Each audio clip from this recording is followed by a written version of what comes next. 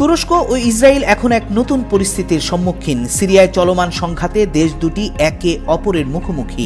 এভাবে দুই super power খুব দ্রুত সরাসরি সামরিক সংঘর্ষের দিকে এগিয়ে যাচ্ছে, এমনটি জানাচ্ছে ইউরেশিয়ান টাইমস।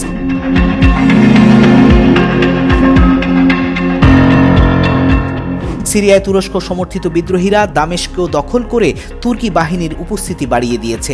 তুর্কি বাহিনী সিরিয়ায় কুর্দিদের লক্ষ্যবস্তু করছে, যাদের বেশ কিছু সদস্য বর্তমানে 2000 মার্কিন সেনার নিরাপত্তায় রয়েছেন। এই কুর্দিরা আবার ইসরায়েল থেকে সাহায্য চেয়েছে।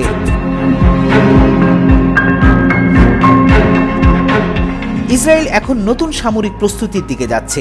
তাদের প্রতিরক্ষা বাজেট ও নিরাপত্তা কৌশল নিয়ে গঠিত নাগেট কমিটি সতর্ক করেছে, তুরস্কের সঙ্গে সরাসরি সংঘর্ষের জন্য নিজেকে প্রস্তুত করা জরুরি।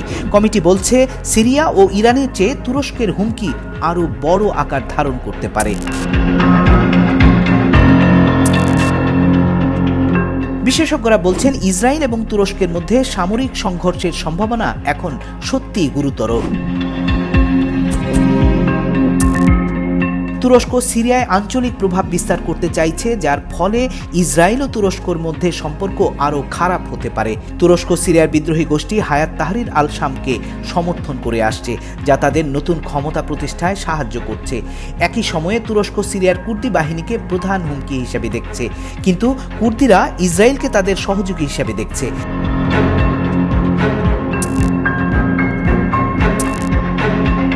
7 অক্টোবর গাজা যুদ্ধ শুরুর পর থেকে তুরস্ক ও ইসরায়েলের মধ্যে উত্তেজনা তীব্র হয়েছে।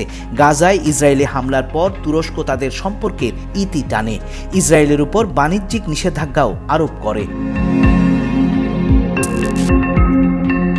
সিরিয়ার প্রেসিডেন্ট বাশার আল আসাদ ক্ষমতাচ্যুত হবার পর ইসরায়েল সিরিয়ায় শত শত বিমান হামলা চালিয়েছে, যা এই অঞ্চলের নিরাপত্তাকে আরও জটিল করে তুলেছে।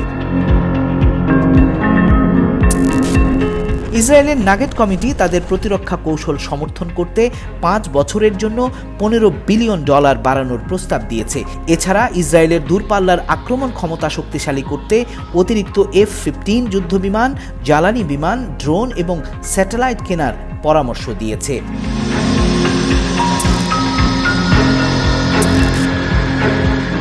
ইসরায়েল ও তুরস্কের মধ্যে সম্পর্কের এই নতুন বাঁক সংঘর্ষের দিকে নিয়ে যাবে। প্রতিরক্ষা বিশ্লেষকদের মতে এই অঞ্চলের পরিস্থিতি আরও অবনতিশীল হতে পারে। দুটি শক্তিশালী দেশ সিরিয়ার স্বার্থের খেলায় মধ্যপ্রাচ্যের জন্য নতুন এক ধরনের বিপদ ডেকে আনতে পারে। সেই সম্ভাব্য যুদ্ধের ফ্রন্টফুটে আছে এরদোয়ানের তুরস্কই।